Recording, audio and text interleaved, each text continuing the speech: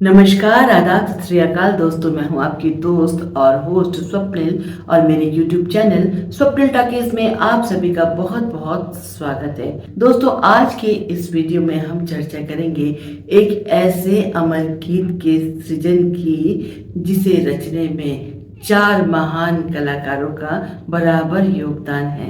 गायक मोहम्मद रफ़ी साहब, संगीतकार रवि, गीतकार शकील बदायूनी जी और फिल्म के हीरो और प्रोड्यूसर गुरुदत्त साहब। ये एक ऐसा गीत है जिसे पाकर पूरी दुनिया चमत्कृत होती थी। हम सभी आज तक इन चारों के शुक्रगुजार हैं। इस गीत को रचने के लिए कौन सा है ये गीत जानना चाहते हैं तो चलिए बताती हूँ। बात है 1960 की। गुरुदत्त साहब फिल्म कागज के फूल की असफलता से उबरने के लिए एक नई फिल्म की प्लानिंग कर रहे थे। नवाबों की नगरी लखनऊ पर आधारित एक रोमांटिक फिल्म उनके दिमाग में उपज रही थी। वो इसकी परिकल्पना में व्यस्त थे और उन्होंने इस फिल्म का नाम सोचा था 14वीं का चांद। उनकी पुरानी टीम थी संगीतकार एस डी बर्मन साहब, ओ पी नैयर साहब के साथ और गीतकार साहिर लुधियानवी जी के साथ। लेकिन इस बार वो नया प्रयोग करना चाहते थे, कुछ हटके करना चाहते थे। इसलिए इस फिल्म के संगीत निर्देशन की जिम्मेदारी उन्होंने उस वक्त के तेजी से उभरते हुए संगीतकार रवि को सौंपी थी। एक रात संगीतकार रवि और गुरुदत्त साहब एक मुशायरे से लौट रहे थे। रात के लगभग 2 बज चुके थे और फिल्म का टाइटल गुरुदत्त साहब सोच चुके थे और इसी टाइटल से जुड़ा हुआ एक मुखड़ा अचानक उनके दिमाग में कौंधा और वह मुखड़ा था 14वीं का चांद हो या आफताब हो। अब वो चाहते थे कि जल्द से जल्द कैसे भी इस मुखड़े को पूरा किया जाए। संगीतकार रवि को लेकर रात के 2 बजे वो शकील बदायूनी जी के घर पहुंच गए और उनसे कहा कि यार, एक मुखड़ा हमारे दिमाग में अटक गया है, जरा इसको पूरा कर दो। उन्होंने उन्हें मुखड़ा सुनाया और जैसे ही शकील बदायूनी जी ने मुखड़ा सुना, फौरन उन्होंने अगली लाइन जोड़ दी, जो भी हो तुम खुदा की कसम लाजवाब हो। गुरुदत्त साहब और संगीतकार रवि दोनों ही इस मुखड़े की दूसरी लाइन सुनकर बहुत खुश हुए, बहुत प्रभावित हुए शकील बदायूनी जी की प्रतिभा से। उन्होंने कहा कि वाह, क्या मुखड़ा बन गया है। बार बार उन्होंने इस मुखड़े को दोहराया, 14वीं का चांद हो या आफताब हो, जो भी हो तुम खुदा की कसम लाजवाब हो। 14वीं का चांद हो। बस संगीतकार रवि इसकी धुन को दिमाग में तैयार करने में जुट गए। अगले दिन उन्होंने शकील बदायूनी जी को अपने घर बुलाया और कहा कि चलो इस गीत को पूरा लिख डालो, इस गीत को हम तैयार करते हैं, फिल्म का यही टाइटल सॉन्ग होगा। और शकील बदायूनी जी ने बैठे बैठे ही इस गीत को पूरा कर दिया। क्या शब्द लिखे थे इसके। जुल्फे हैं जैसे कांधे पे बादल झुके हुए, बादल झुके हुए, आंखें हैं जैसे मई के प्याले भरे हुए, आंखें हैं जैसे प्याले भरे हुए, मस्ती है जिसमें प्यार की तुम वो शराब हो। और ऐसे शब्द सुनकर संगीतकार रवि शकील बदायूनी जी की प्रतिभा का लोहा मान गए। उन्होंने पहले सोचा था कि वो इस गीत को साहिर लुधियानवी साहब से लिखवाएंगे, लेकिन उन दिनों गुरुदत्त साहब की और साहिर लुधियानवी जी की अनबन चल रही थी। इसीलिए उन्होंने शकील बदायूनी जी के साथ इस गीत को बनाया। और शकील बदायूनी जी भी अब तक ज़्यादातर नौशाद साहब के साथ ही काम करते रहे थे, तो एक तरह से पहली बार वो नौशाद साहब की छाया से बाहर निकल रहे थे।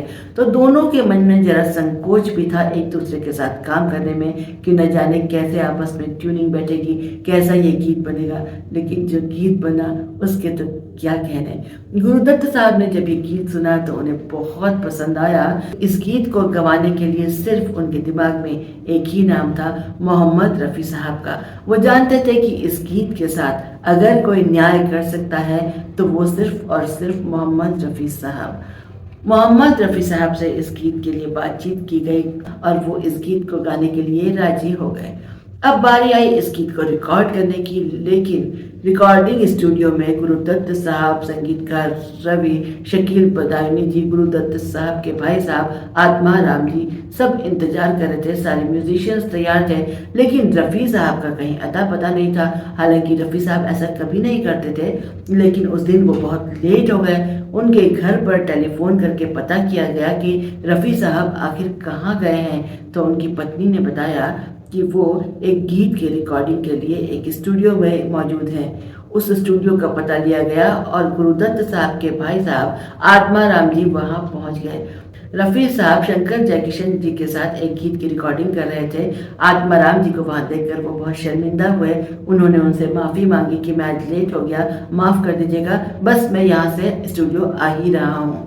आत्मा राम जी ने आकर बताया कि रफ़ी साहब अभी आ रहे हैं, लेकिन तब तक गुरुदत्त साहब का पारा चढ़ चुका था। वो इस बात का बुरा मान गए थे कि रफ़ी साहब ने उनकी फिल्म के गाने को तवज्जो नहीं दी। इसके अलावा वो बहुत टेंशन में थे, क्योंकि पहली बार वो संगीतकार रवि के साथ काम कर रहे थे, शकील बदायूनी जी के साथ काम कर रहे थे और एक फ्लॉप फिल्म उससे पहले वो बना चुके थे। पूरा माहौल टेंशन वाला था। संगीतकार रवि और शकील बदायूनी जी आपस में बात कर रहे थे कि गाना ठीक ठाक बन जाएगा ना।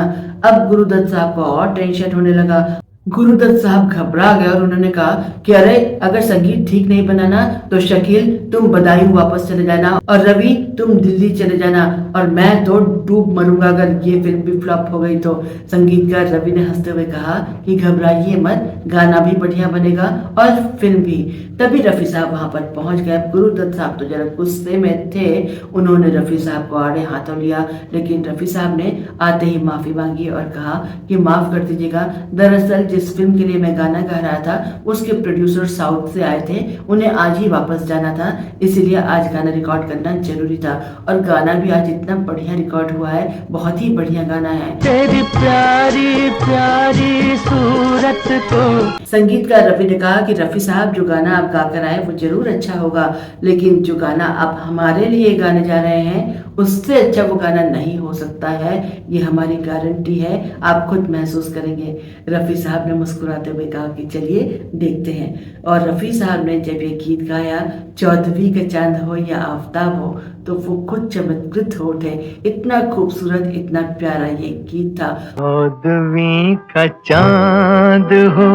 वो गाते गाते जैसे इसके बोलों में डूब चुके थे। इस गीत की एक लाइन थी, मस्ती है जिसमें प्यार की तुम वो शराब हो। मस्ती है जिसमें प्यार की।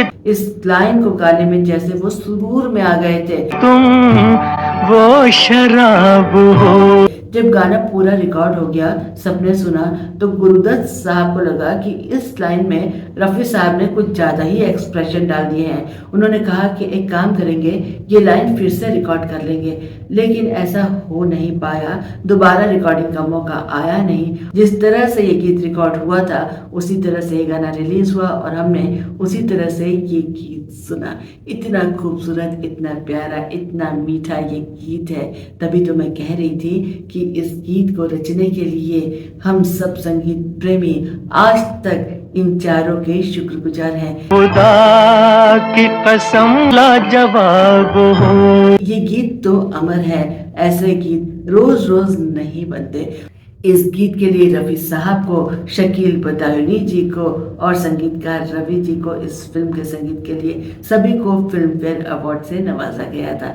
फिल्म का संगीत था ही इतना जबरदस्त। मिली खाक में मोहब्बत, प्यार बना है दूल्हा और फूल खिले हैं दिल के। और इस गीत की वजह से इस फिल्म का संगीत तो जैसे अमर हो गया है। तो दोस्तों, ये था आज का फिल्मी किस्सा।